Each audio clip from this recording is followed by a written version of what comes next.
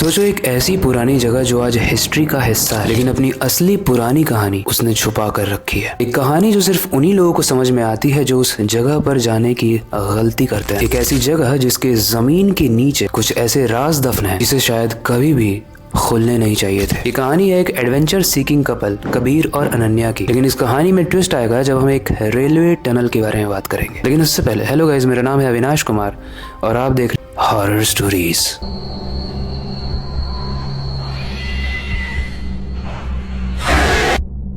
Guys, इस कहानी के कपल कबीर और अनन्या को पुराने एबंडेंट जगहों को एक्सप्लोर करने का बहुत शौक था। मतलब ऐसी जगह है जहाँ पर यूजुअली कोई जाता नहीं है बिकॉज वो बहुत पुरानी है, डरावनी दिखती है, उनकी कोई बैक स्टोरी है।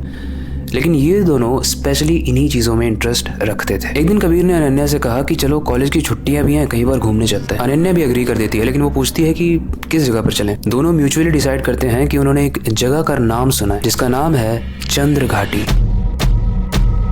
उस जगह पर एक पुराना रेलवे टनल था और वहाँ के लोकल्स कहते थे कि उस जगह पर एक बहुत ही भयानक हादसा हुआ था। ट्रेन एक्सीडेंट हुआ था जिसके बाद कोई भी वहाँ पर नहीं जाता है। तब से वहाँ जो भी जाता है उसका वापस आना मुश्किल हो जाता है। अब कबीर बहुत एक्साइटेड हो गया। उसने सोचा ये एक परफेक्ट एडवेंचर होगा। अनन्या शुरू में थोड़ी हिचकिचा रही थी क्योंकि इसने इस जगह के बारे में कभी ना कभी सुना था, लेकिन इवेंचुअली वो मान जाती है और दोनों चल पड़ते हैं। चंद्र घाटी पहुंचते ही उन्होंने देखा कि इस रेलवे टनल के आसपास सब कुछ बंजर था। टूटी हुई ब्रिज, बंद पड़ी गाड़ियां, और रास्ते में जब उस टनल के पास जा रहे थे तो एक लोकल पान वाले ने उन्हें वार्न भी किया था। ये टनल बहुत पुरानी है, इसमें हादसा भी हुआ है, पर दिक्कत वो नहीं है। दिक्कत वो है कि जो भी इस टनल में जाता है उसका दिमाग पूरे तरीके से बदल जाता है। लोग मानते हैं कि अंदर कोई शक्ति है जो लोगों को पागल कर देती है, इसलिए मत जाओ। लेकिन कबीर और अनन्या ने ऑब्वियसली इस बात को नजरअंदाज किया, हर स्टोरी के बेवकूफ हीरो की तरह। टनल के एंट्री पॉइंट पे वो जैसे ही पहुंचते हैं वो देखते हैं कि टनल के अंदर काफी अंधेरा है। जब वो टॉर्च ऑन करते हैं तो उन्हें टॉर्च लाइट के अलावा कुछ भी दिखाई नहीं दे रहा था। जैसे जैसे वो आगे बढ़ रहे थे उन्हें कुछ ऑकवर्ड तो लग रहा था, लेकिन कुछ समझ में नहीं आ रहा था। तभी अनन्या को खुसफुसाहट की आवाज आती है जो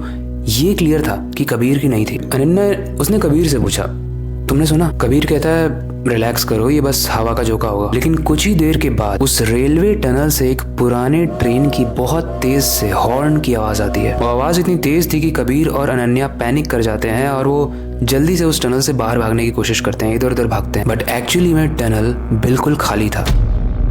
थोड़ी देर बाद वो आवाज आना बंद हो जाती है और वो लोग टनल को और ज्यादा एक्सप्लोर करने के लिए उसके अंदर जाते हैं। और यहाँ पर कुछ ट्विस्ट आता है क्योंकि उन्हें कुछ सिंबल्स दिखते हैं, जैसे पेंटाग्राम्स, खून लगे हुए स्टेन्स, और एक नाम उन्हें बार बार हर जगह पूरे टनल पर दिख रहा था, कहीं कहीं दूर पे, अजार। कबीर ने क्यूरियोसिटी में अपने कैमरे से उन सिंबल्स का फोटो लेना चाहा, लेकिन जैसे ही उसने फोटो खींची उसके फ्लैश के ऑन होते ही उनके सामने एक अजीब सा शेडो दिखा। वो शेडो वैसे तो इंसान का दिख रहा था लेकिन बिना सर के। अब जहाँ पर शेडो दिख रहा था वहाँ जैसे ही फ्लैशलाइट की गई वहां पर कोई नहीं था। धीरे धीरे वो दोनों ही आगे बढ़ते हैं और टनल के काफी दूर जाने के बाद, मिड में जाने के बाद, कबीर को रियलाइज होता है कि अनन्या पीछे छूट गई है। कबीर ने अनन्या अनन्या करके काफी नाम चलाया लेकिन कोई जवाब नहीं मिला। पैनिक में कबीर सोचता है कि वो पीछे तो नहीं गई होगी, वो आगे ही गई होगी, तो वो टनल के और ज्यादा अंदर चला जाता है। आगे एक पॉइंट आता है जहाँ पर उसे अनन्या खड़ी हुई दिखती। वो सिर्फ सामने देख रही थी बिना हिले डुले। कबीर उसके पास गया, उसने बोला मैं बहुत घबराया हुआ था, और उसका हाथ पकड़ने की कोशिश की, लेकिन जैसे ही कबीर उसका हाथ पकड़ता है वो शेडो में कन्वर्ट हो जाती है और थोड़ी ही देर में वो गायब हो जाती है। तभी कबीर को उस टनल के अंदर एक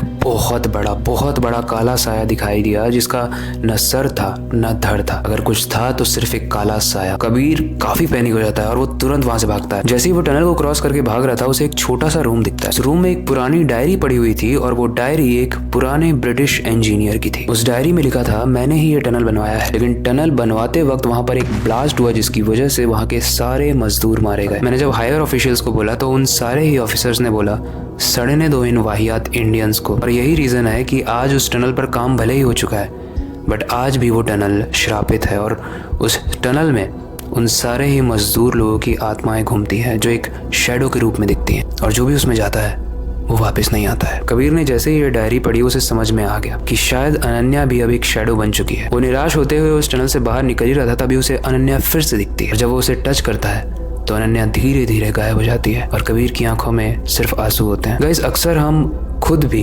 और उन लोगों को भी जिनसे हम प्यार करते हैं या उनके साथ रिलेशन में होते हैं या हमारी फैमिली का कोई मेंबर या हमारा दोस्त, उन लोगों को ऐसी जगहों पर ले जाते हैं एक्सप्लोर करने के लिए ताकि हमें एक किक मिले। बट ये स्टोरी हमें यही बताती है कि ऐसी जगहों पर किक नहीं, लाइफ का पूरा पीस मिल जाता है। इसलिए इस स्टोरी के बेसिस पे तो हमें ऐसी जगहों पर जाना ही नहीं चाहिए, स्पेशली अगर हमें स्टोरी पता है ऑलरेडी जिसके लिए वो बदनाम है, तो जाने की क्या ज़रूरत है भाई। ऐसी स्टोरी सुन लो। कहानी आपको कैसी लगी, इस रिलेटेड कोई भी फीडबैक है आप कमेंट सेक्शन में बता सकते हो। बाकी वक्त आ चुका है इस वीडियो को एंड करने का और नई वीडियो पर काम शुरू करने का। लेकिन जाने से पहले मैं बस एक ही चीज़ कहना चाहूँगा, अपनी क्यूरियोसिटी को डाई मत होने देना, नई चीज़ें सीखते रहना अपने बेड के नीचे और खिड़की के बाहर ज़रूर देख लेना। मिलते हैं अगली वीडियो में।